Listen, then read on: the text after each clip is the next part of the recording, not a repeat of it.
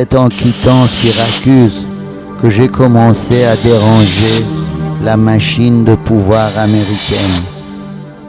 Cette grosse bête me sent confusément, elle grogne. Heureusement, elle s'est trop adonnée à ses vices, sa vue a baissé, elle dessine les ennemis qu'il lui convient d'avoir. Elle ne verra jamais un croyant venant de par la vallée de la mort. Sauf une âme peut-être. Quelqu'un me suit, je puis le sentir, mais c'est encore très vague. Il n'a pu donner que de vagues consignes. Je ne suis qu'un mort revenu de la vallée. La transformation que j'avais espérée ne s'est pas produite. Je suis toujours très maigre et marqué par le soleil. J'ai l'air d'un fanatique, mes yeux bleus sont trop éclatants et durs dans ce visage brûlé. Il va falloir que je mette en pratique ce que Hassan m'a enseigné. Je me souviens de ces paroles très lumineuses à présent. Nous retirerons les bases, tout se mettra à flotter. J'identifie nettement la cible vers laquelle un Dieu m'a lancé. C'est le grand empire décadent, le grand Satan. Je vois pourtant autour de moi de belles âmes et des existences heureuses. C'est l'harmonie de cette nation qui est détruite. Elle n'a plus assez de saints ni d'artistes pour la sauver. Il reste les enfants et les femmes. Je décèle avec horreur que le mal s'est attaqué à une partie de l'enfance et que dans ces grandes villes vers lesquelles je me dirige, les femmes sont peut-être atteintes dans leur essence. Une civilisation qui s'en prend à l'essence du féminin n'est pas viable. Nous l'avons appris. Nous ne commettrons plus les erreurs des Hébreux ni des Arabes.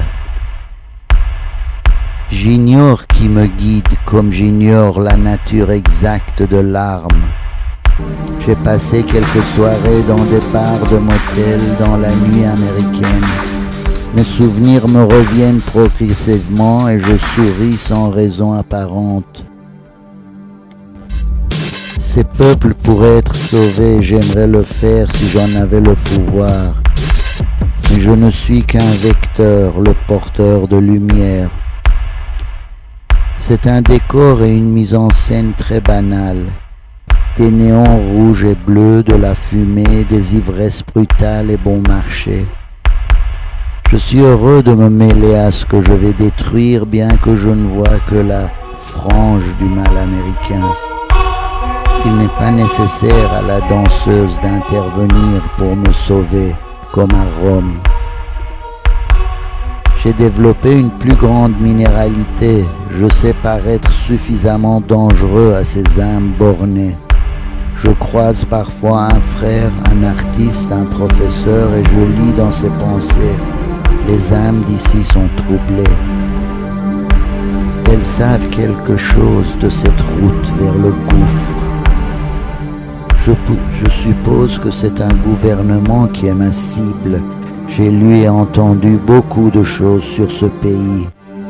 Il est immense et changeant. Il va mourir essentiellement de son déséquilibre, temps et pouvoir.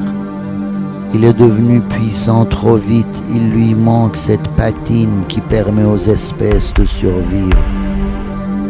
Ici on dit volontiers software, manware, soulware, sagesse, tradition, des ruses, des cultures, des valeurs, ce qu'est l'amour, qu'importe les mots.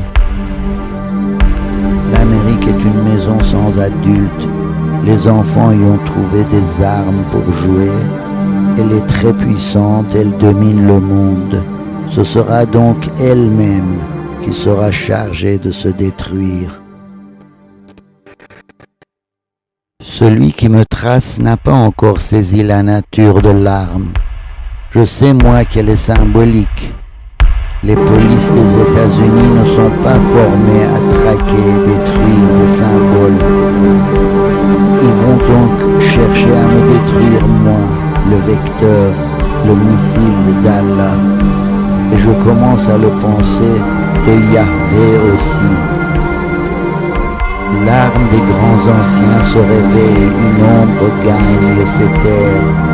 Me détruire, mais la parade est simple. Je me ferai légion, je me ferai porter dans le temps et dans l'espace par le son le plus grave de l'arme, et les soldats de l'Empire seront plongés dans la confusion. Je me réjouis d'affronter ces barrières de feu et d'acier. Que peuvent-elles contre le Verbe ?